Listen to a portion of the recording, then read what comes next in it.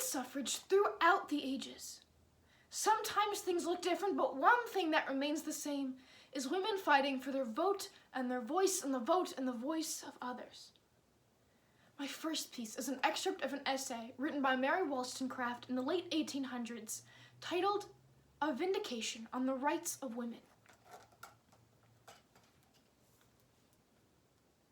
In a book on female rights and manners, the works written specifically for their improvement mustn't be overlooked, especially when the book says explicitly that women's minds are weakened by false refinement, and that when improvable reason is regarded as the dignity that raises men above the lower animal and puts the natural scepter in a feeble hand, those instructive works regard women as beings of a subordinate kind and not as a part of the human species and the government of the physical world.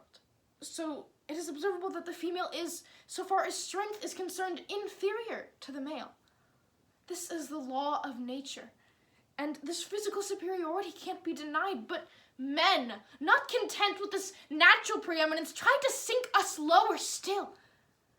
I am aware of an obvious inference. From every direction I have heard protests against masculine women, but if their target is the imitation of manly virtues or the achieving of the talents and virtues that ennoble the human character and raise females in the scale of animal being under the comprehensive label mankind, all those who view women with a philosophical eye must join me in wanting women to grow more and more masculine every day.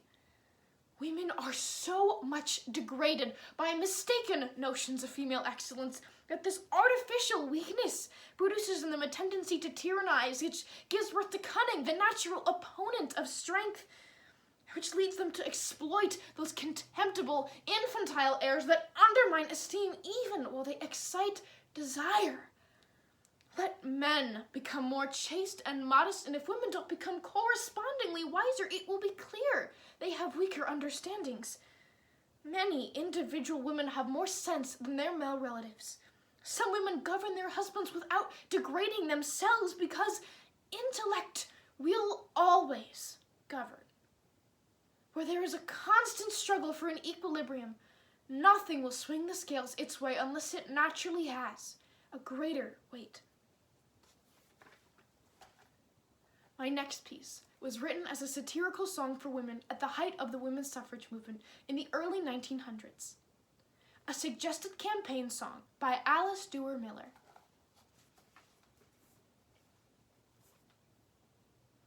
We are waging, can you doubt it, a campaign so calm and still no one knows a thing about it, and we hope they never will. No one knows what we oppose, and we hope they never will. We are ladylike and quiet. Here a whisper, there a hint. Never speeches, bans, or riot. Nothing suitable for print. No one knows what we oppose, for we never speak for print.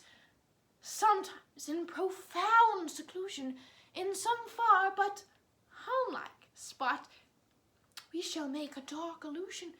We're opposed to you know what. No one knows what we oppose, for we call it you know what. My next piece is a news article written shortly after the 2020 election, detailing a more current form of women's suffrage. How Stacey Abrams, Latasha Brown, and other black women changed the course of the 2020 election by Courtney Connolly. As the 2020 presidential election came down to the wire, it was clear that black women have been on the front lines of this year's election, working to ensure that all eligible voters have their voices heard at the polls.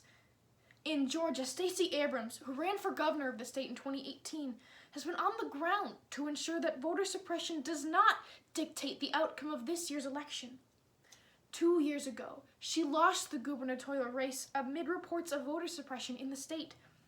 Between 2010 and 2018, Georgia's Secretary of State during that time purged upwards of 1.4 million voters from the polls, with many voter registrations being canceled because a person didn't vote in the previous election. 53,000 50,000 people had their registrations moved to pending because of the state's exact match law, and of those 53,000, more than 80% of those registrations belonged to black voters. After her 2018 loss, Abrams started a voting rights organization called Fair Fight, which focused on increasing voter participation as well as education about elections and voter rights. As a result of these efforts, it's estimated that more than 800,000 new people have registered to vote in Georgia since 2018, with Abrams telling NPR that 45% of these new voters are under the age of 30 and 49% are people of color.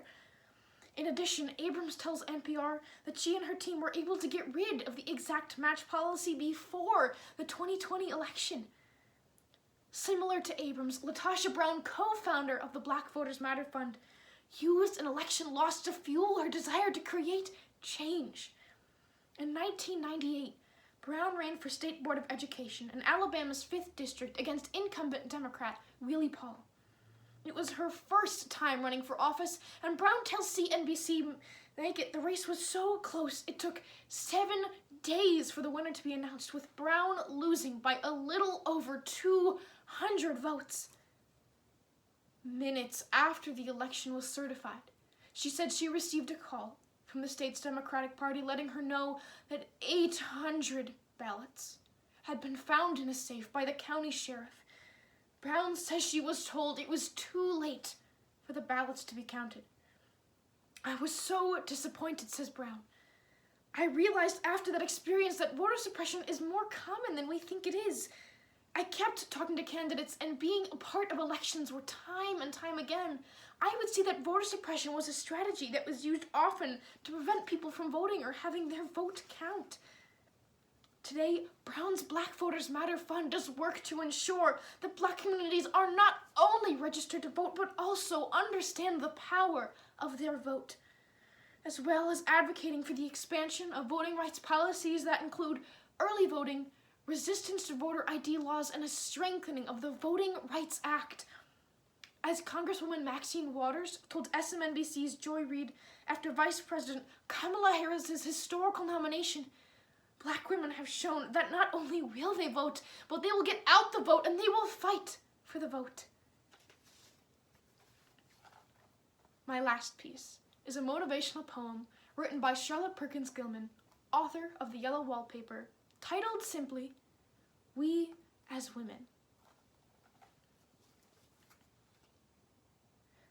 There's a cry in the air about us. We hear it before, behind, of the way in which we as women are going to lift mankind. Fair sisters, listen one moment, and perhaps you'll pause for 10. For the business of women as women is only with men as men. But to elevate public opinion and to lift up erring man is the work of the human being. Let us do it if we can. But wait, warm-hearted sisters, not quite so fast, so far. Tell me how we're going to lift a thing any higher than we are. We are going to purify politics and to elevate the press. We enter the foul paths of the world to sweeten and cleanse and bless, to hear the high things we are going to do and the horrors of man we tell. One would think we as women were angels and our brothers were fiends of hell. We that were born of one mother and reared in the self-same place in the school and the church together, we of one blood, one race, now then all forward together. But remember everyone that 'tis not by feminine innocence that the work of the world is done. The world needs strength and courage and wisdom to help and feed. When we as women bring these to man, we shall lift the world indeed. Thank you.